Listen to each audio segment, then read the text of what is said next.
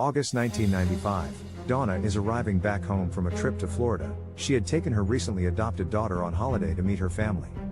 Her husband is unavailable to collect her on her arrival, so Donna hops in a cab and gives the cab driver her address. The cab driver loads Donna's luggage into the vehicle and proceeds to drive her home.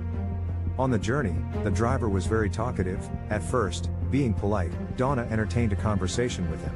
However, half an hour into the 90-minute journey, the driver started acting strange.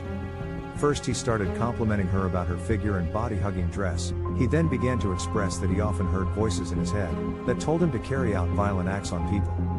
He also mentioned that he's a good person but felt like he had multiple people living inside him, all this while speeding and driving erratically. In a bid to get the driver to stop talking, Donna said she was exhausted from her flight, and she was going to take a nap. She proceeded to close her eyes and pretend to sleep until she arrived home. As soon as she arrived home, she quickly paid the driver, grabbed her daughter out of the taxi, unloaded her luggage, and scurried into the house, locking the door behind her. Although safe, Donna was terrified and apprehensive, because this strange man now knew where she lived. Once her husband arrived from work, she gave him a big hug, and told him all about her strange encounter with the deranged cab driver. Donna's husband was mortified, so he took it upon himself to call the head office of the cab company and make a complaint, which would lead to the cab company firing the cab driver.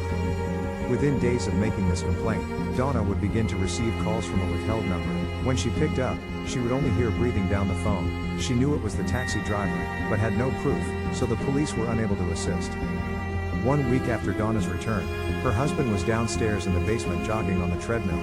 He hears a loud thud and muffled sounds coming from upstairs. His gut instantly tells him something isn't right.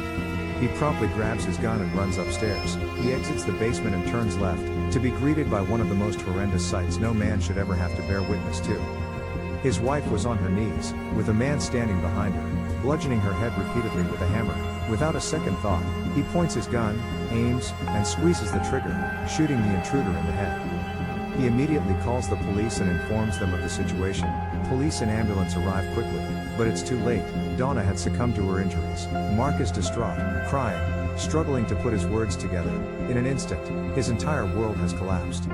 Even though being hailed as a hero, he didn't feel like one. He felt empty because he was unable to save his wife, and angry because who would employ such a monster, without doing significant background checks?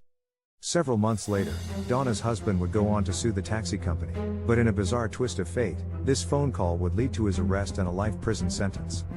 But why would the police arrest the hero? What was said on this phone call that made Mark a suspect? Who was really responsible for Donna's death? Full video coming soon, youtube.com/@TrueCrimeMMC.